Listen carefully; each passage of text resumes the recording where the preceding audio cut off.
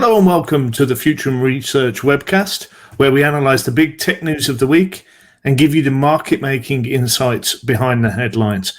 I'm joined by our principal analyst, Daniel Newman. Welcome to the show, Dan. Hey, Mr. Stephen Dickens. How are you doing today? I'm very good. So let's get the disclaimer out of the way. We're going to discuss some publicly traded companies on the show today, but really this is for information and entertainment purposes only. We're not an investment advisory service. We're not trying to advise you on what securities to buy. And the analyst, employees and affiliates of Futurum Research may hold some positions in some of the stocks we discuss, but you shouldn't take anything we say as advisory. So we're going to cover a slightly different format today. We've got one big topic, and then we're going to go through our highs, our lows and unexpected for the week. So let's dive straight in, Dan. Let's get on to our big topic, our main dive, antitrust in the App Store. You wrote a great piece this week on this topic, so over to you. Yeah, absolutely. Thanks for kicking me in, Steve. Appreciate the opportunity to have this conversation.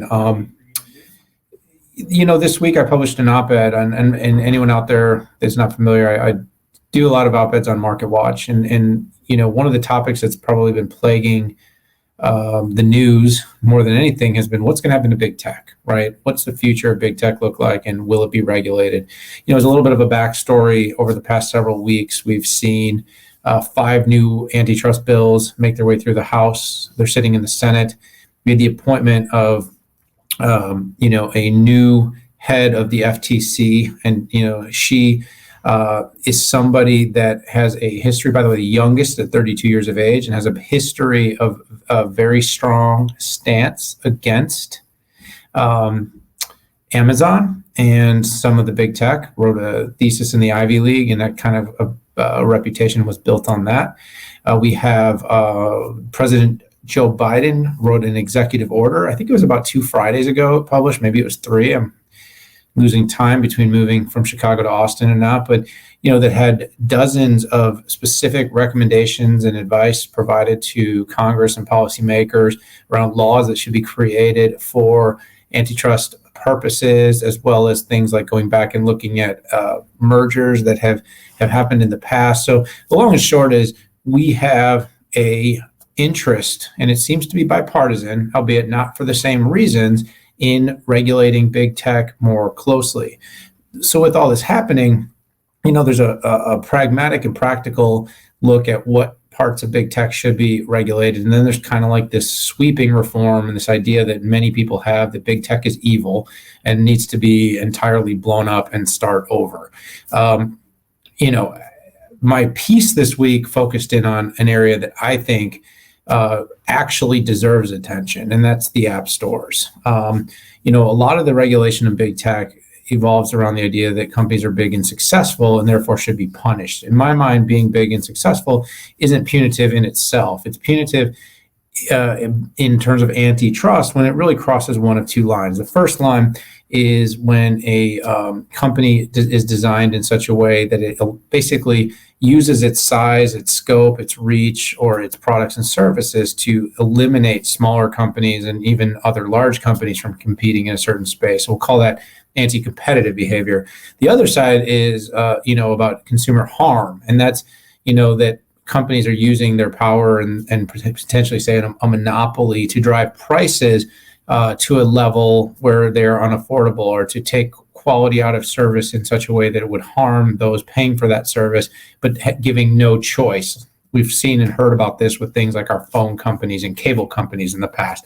And that has actually caused for regulation and the breaking up of Ma Bell, if anyone's old enough to remember that. I'm actually not, but Stephen, you might be.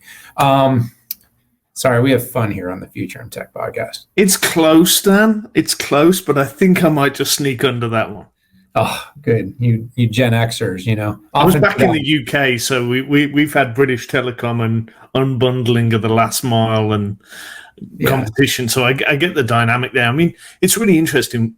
We had a conversation whilst I think you were drafting that piece for Market Watch around some of the options, particularly on the app stores for people and really some of the economics and what's not being told here is the story around the value that those app stores actually add to the small developer who want to touch a global market. Do you want to touch on that briefly for a second? Yeah, so let's talk about what's going on here. The App Store and the reason why it deserves and warrants a little bit more attention has a lot to do with competition and choice and developers and then these companies, how they are paid. So first and foremost, as a very capitalistic minded person myself, I tend to think that companies that invent great products and services deserve to be rewarded for them, and to some extent deserve the opportunity to benefit in the long term from their invention. I've always been pro-patent. I've always been very much pro-protecting intellectual property, the things that have been invented and designed that have enabled us to have these things, whether it's social media, mobile phones and devices, smart autonomous vehicles. I mean, the investment of billions that often go into this take decades to realize. And sometimes, we want to be able to democratize them for competition's sake. But, when you make it too democratized for competition's sake, you take all the incentive out of the investment and invention that goes into actually making new products and services. And by the way, the reason we lead in areas like 5G are because we have companies like Qualcomm that invest billions, decades ahead of new technology standards to make sure that we are on the leading edge when a new standard comes into the marketplace. The app stores are interesting because companies like Apple and Android now, I mean, mobile phones they're not a right, but in many ways, the world sees them that way. They are a right. We have the right to have a mobile device. We have the right to have a cell phone. We have the right to have communication and connectivity. But in truth, you really can't be productive in this world anymore. It'd be hard to hold a good paying job. It's hard to get around anymore. I mean, everything from your, an airline ticket to a bus pass, you get it on your phone and your mobile device. You want to know what time the train route is on the mobile device. You want to check into your hotel, mobile device. You want to pay your bills, pay them on your mobile device, on your banking app. Apps rule the world. So I think we've kind of come to the point of no return where living life with a checkbook and carrying your passport and driver's license and using physical paper cash is the past. And so the app is the future. The developers create these ecosystems, these rich, vibrant ecosystems. In many cases, it's apps that, we enjoy personally, whether that's the Spotify app or whether that's a game that we really enjoy playing. So it could be music, it could be the movies like Netflix that we watch, it could be Facebook and Instagram or Snap or different apps. It could be a realty app, a car shopping app. All these are apps that are built, designed to enhance the experience on our mobile devices.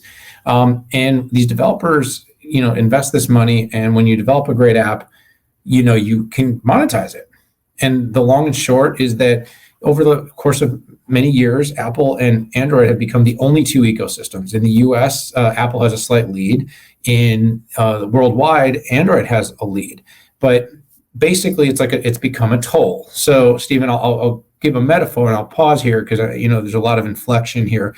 But essentially, if you develop a great app, say it's Spotify, something someone understands. By the way, Spotify's had a major legal battle with Apple over the years about how it's monetized. Right now, the only way that you can enjoy the benefits of Spotify is through downloading it on the App Store. And if you want to do a paid version of Spotify where you pay to get the enhanced service, the only way you could subscribe, you have to pay a toll of 30% to Apple to subscribe to that and then use Spotify on the iPhone.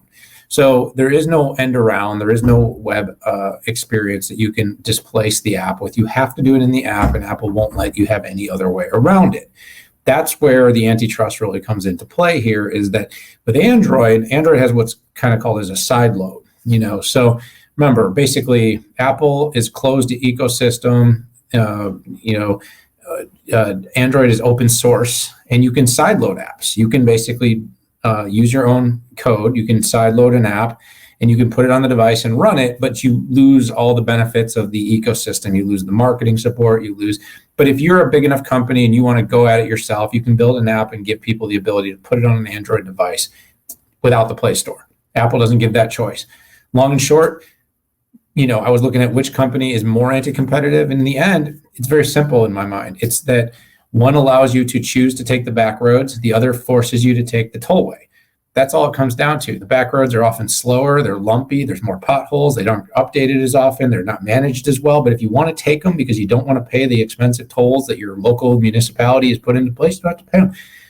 Apple's acting as that municipality, and that is why I dove into this piece that said, this is one real antitrust issue that's going on right now that needs to be looked at, is we need to give Apple's developer ecosystem, those making money, developing apps that are making Apple even more awesome and an even more awesome experience. We need to charge less or give them more options. 30% with no options is a huge toll that you could argue borderlines on usury. If a credit card company did that, they'd be out of business. Yeah, to give some perspective and to maybe bring a bit of balance. I mean, there is a real cost in creating a billing engine. There is a real cost in marketing to get your app in front of the same amount of eyeballs that the App Store does. So I think you've got to look at that. I think your point is there is value to that.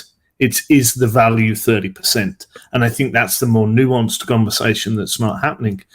Going back to some of the social media companies, Instagram was a tiny, tiny company when Facebook bought it. I think, 4 or 5 employees? I don't remember the size, but I remember, Yeah, I mean, the Instagram of today has had significant investment by Facebook and that organization. So spinning it out and forcing them to divest it years after they've invested millions and millions of dollars in R&D to grow it into the behemoth it is today, that's where I have a challenge. Yeah. But we're going to have to move on here, Dan, unless people are going to be spending an hour with us today. Yeah, well, I'm going to give you one last thought because I like your closure there. And again, this Apple is an example of where it falls into place. Your example of Facebook is a great example of where we cannot give regulators the ability to try to play fortune teller. They don't get to decide what a company might become if a big company buys a little company. You should make that decision and regulate when regulation is appropriate. Now, if they got so big, at some point, you may have to now regulate them.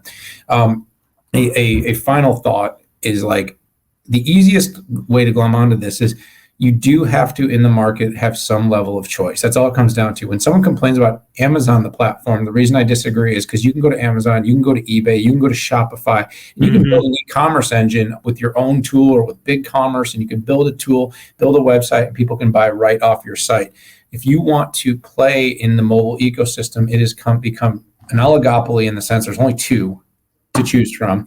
And among those 2, it's clear there's become a recognition of how much power they have, and they've used that to charge in what I think is a very, very high amount without investing much. I don't think Apple or Google put a ton of investment into their app stores. They certainly don't help market you. You have to pay if you want to be marketed in their app stores. It's just another toll. So yes, like when an Amazon invests in the small businesses as part, and then takes a toll on the back end or takes a fee, I look at that as a circular partnership. If it's a one-way street, it probably needs to be looked at. Not saying it should be broken up, because to your point, Stephen, the experience that has been created through this seamless app environment and the seamless app ecosystem is so good. And this is exactly how I ended my piece.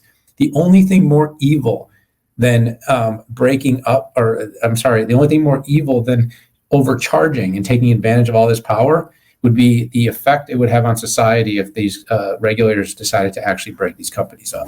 Couldn't agree more. So moving us on now, because we're trying to get done in 30 minutes, but I think that's a huge topic. So the way we're going to structure this going forward, we're going to have one big topic, because you can't go fast through a topic there like that. There's so much to cover. But as we pivot to the next part of the show, what we're going to try and do is go through 6 topics. Daniel and I are going to give you our highs, our lows, and our unexpecteds from the last week in tech. So, Daniel, over to you first. What's been your high for this week? Yeah, I have a close call here. The week started off in a really interesting high with the news of Zoom acquiring Five9, but I've talked a lot about that. I wrote a lot about that. But another high that I'd actually like to choose for this particular segment here is the news of Salesforce completing its acquisition of Slack. It kind of was quiet considering how much press and media and attention that deal got itself. It very quietly closed early this week. And the reason I'm really excited about it is actually for the sake of competition. Slack is an awesome product. It has been very well received in the market, but did struggle independently as a public company. It wasn't growing as fast, and as excited as everyone was about the product, it didn't see the volume and growth and the trajectory independently. Salesforce is missing pieces that are going to be required if it wants to really compete fully with the likes of Microsoft and the likes of Google, as just a couple of examples. And I think those two together have a great opportunity to add competition and put pressure on Microsoft, put pressure on Google, add to the ecosystem, and it's a 3-4 horse race in this productivity, collaboration, and ERP space for these fully vertical and fully horizontal platforms. Yeah, so kind of my high, and I think there's a lot in there. I think it's interesting that you mentioned you could put Salesforce in the same category as some of the people we're talking in our main dive as big tech. So I think it's really interesting there. My personal high was the first of the earnings announcements from a company I've long tracked and been involved with, which is SUSE, the open source leader. They've had a interesting past over the last 20 plus years. And this was their first earnings statement as a publicly traded company. I mean, Melissa DiDonato there's doing fantastic work to turn around what was a pretty sleepy German engineering focused company. That business share price is up 10% since the IPO. The business is now valued at 6.6 billion, which is about 3x where they were when the VCs bought them about 3-4 years ago. Annual recurring revenue up 16%. The Rancher Kubernetes acquisition, ARR up 91%. Those guys are doing a fantastic job of growing and scaling that business. What's going to be really interesting for me, and I put it in my piece where I covered these guys, is how they get out of their stronghold in Europe and really get traction in the US. That's what I'm going to be watching as they go forward. Hey, take 20 seconds and just tell everybody what SUSE does. I'm talking about Salesforce and Microsoft. You're talking about a very important but company that certainly doesn't make headlines every week. Yeah, so SUSE, if you think these guys are in the same business that a Red Hat would be with the core operating system, they announced an acquisition and closed it just about 6-9 months ago of a company called Rancher Labs. So if you know the Red Hat proposition, it's the Red Hat operating system coming together with OpenShift. So really, SUSE have got a huge volume of clients. They're the number 2 in Linux distributions globally, behind Red Hat. But what they were struggling with was really, as you say, Dan, getting a presence and getting into the consciousness of the market and really getting into that brand newest of spaces around Kubernetes. They've done that now with Rancher. They've got a complete stack, and I'm really excited to see where they go forward with this. Cool. So let's go on to our lows. What's your low for this week, Dan? It was an interesting week, and a couple of things had come to mind, but the thing that stood out to me the most was not Intel's earnings, which I actually thought were pretty good. 10th consecutive quarter of beating the street, had their PC business off the charts, record-breaking PC business, 33% growth, and just a really bad reaction from the street. I feel for the leadership. CEO Pat Gelsinger, I think, has done a good job since coming on, being more transparent, more articulate, coming out with plans that are more, well positioned to help the company. They're beating expectations in the middle of a global supply chain shortage. They're investing domestically here in the States, looking to invest globally. They recently announced the consideration, or that they didn't announce, I apologize. There was recently news that broke about the possibility that Intel was going to try to acquire a lagging edge leader global foundries, lagging edge leader, yes, but to further its distribution of critical components and chips that, by the way, are part of every single PC that ships. It's not just 3, 5, 7, 10 nanometer. It's also 28 and 32 nanometer, USB cards and all kinds of different specialty chips that are for systems and vehicles. Also, the company's having massive growth in its Mobileye. It's EV and autonomous driving technology business, and even its DCG data center business that was off a little bit this quarter represents being off only a slight bit over a year ago, where it had a blowout number. So it was down like 9%, but the 9% from a blowout number a year ago. I just felt overall that the street's been very harsh. It's expecting Pat to make changes in such a short period of time. His first 6 months, I think he's done a very good job leading the company, giving it good direction, shifting the culture a little bit. I think the long run is going to look better for the company. I think those people that have been really hating and doubting, despite that there's more pressure, ARM, AMD, NVIDIA, despite that fact, I think betting against Intel is a bad bet. So why do you think that downward pressure? Is it just bad time to bring out earnings with some of the fluctuations in the market? Is that what you think it is, Dan, or is there something structural? I read something somewhere that the average market response right now to a beat is something like a 0.5% loss. So companies across the board are losing even when they're winning. Mm-hmm. Having said that, Intel, I think, is down 5 or 6% at this moment today, the day after earnings, at the exact moment. We're recording this on the 23rd Friday. So just note that when I said that, it was Friday afternoon, the 23rd. And again, beat on the top, beat on the bottom. margins are hanging in there, under a little bit of pressure. Growth in the right areas, getting new process taped in and getting, they even announced that the 10 nanometer had officially surpassed the 14 nanometer in terms of shipping volume. So they're overcoming some of the, skeletons in the closet in terms of moving forward with leading edge. They're making these investments, they're expanding footprint, they're going to build more fabs, and they're increasing their foundry. I heard there's more than like 100 companies that want to use their foundry service that they announced during IDM2. Just a lot of good going on. And in terms of like times earnings multiples, this company trades at like a quarter to an eighth of the times earnings multiples that NVIDIA and AMD do. So it's not like they're getting over too much credit and people are pulling back a little bit. They're not getting a lot of credit at all, and people continue to pull back, which goes to show that fundamentals have kind of gone out the window in exchange for momentum and sensationalism. Well, just that gives me a perfect intro to cover my low. I wrote about this and I'll put it in the show notes. My friends over at IBM Systems, I think a lot of unnuanced coverage and reaction to the reduction. Systems within the IBM earnings was 1.7 billion, down 7.3% year on year. The flagship IBM Z and Linux One business down 11%. Or 13% year on year on constant currency. And those were the things that people picked up on. What they don't realize, and I think where the systems team aren't getting the credit, is that mainframe business is in the 8th quarter of its cycle. Typically, if you look back, the mainframe business, that platform's refreshed on an 8 to 10 quarter basis. You can look back at Z14, 13, and beyond and see that they're where they are. Storage was down 7%, 10% constant currency. Some fantastic announcements literally the day after earnings. I was really impressed with what the team in the storage business are doing around safeguarded copy.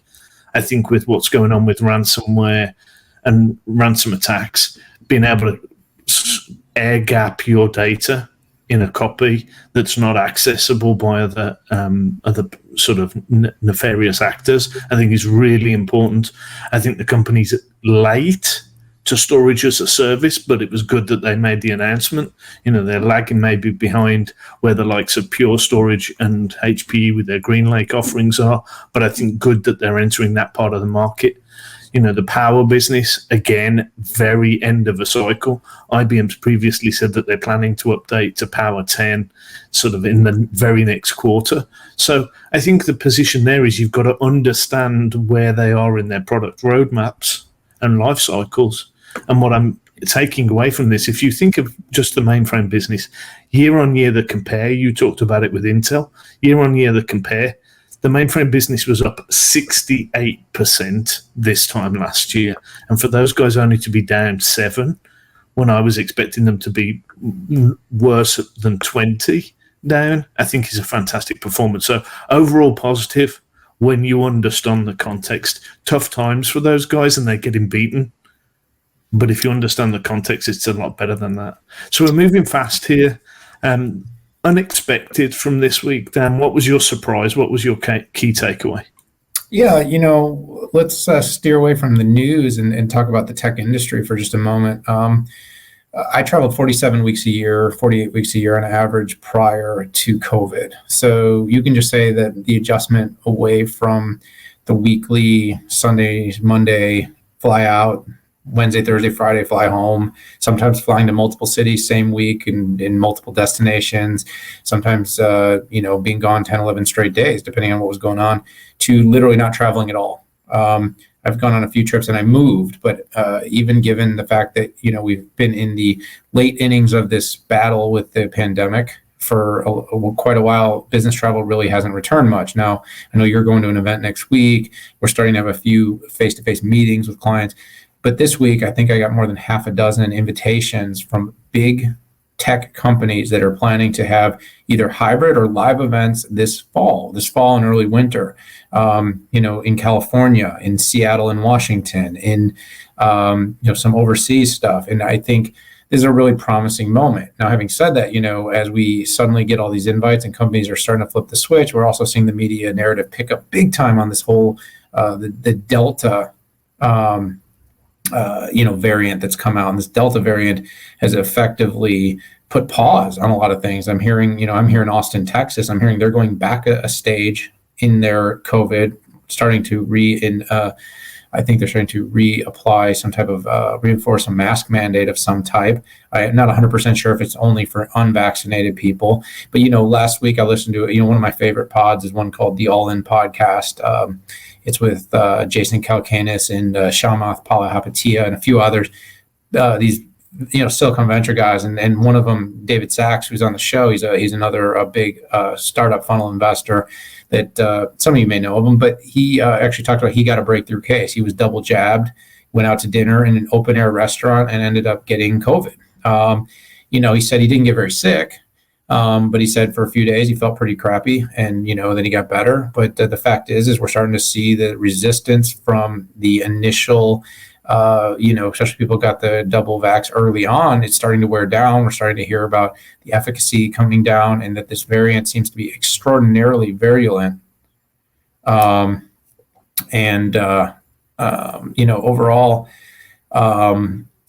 What was I going to say? So, I think the fact is we're in this really interesting inflection point now that we have events coming. Companies are starting to pour the cash and capital back in. But at the same time, we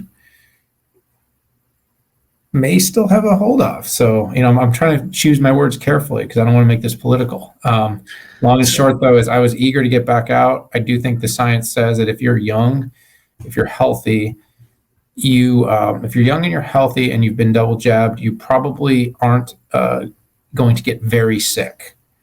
And that's what I think is important is that people know is, we used to get sick and get colds and get flus and we did get on with our lives. It sounds like that's more what it's going to be, but it could be very, very fast spreading. Yeah, I think we've got some things to watch there for sure. So trying to keep us towards time here. My unexpected for this week, another company that's not big news, but I covered a piece on a core banking vendor, Temenos, who announced their Q2 earnings earlier this week. Big name in the core banking and fintech space, not such a big name outside of that sector, but their total addressable market, according to the company, $63 billion. And what the market they're in is where 73% of that is serviced by in-house developed applications. The company lists that they've got 3,000 clients in over 150 countries. But what was unexpected for me, and I listened into the investor call that Max the CEO went through the numbers with the street.